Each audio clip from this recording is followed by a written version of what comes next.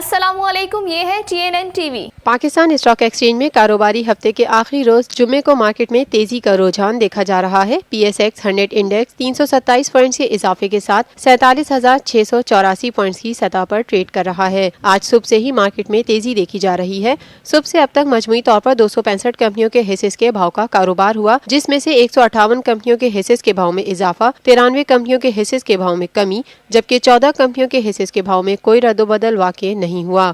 Market माहिरीन का कहना है मार्केट में उतार चढ़ाव का सिलसिला आइंदा भी जारी रहेगा। देखते रहिए ताज़ा तरीन खबरें और exclusive reports. Lotus Lake Towers, a groundbreaking endeavor by Lotus Properties.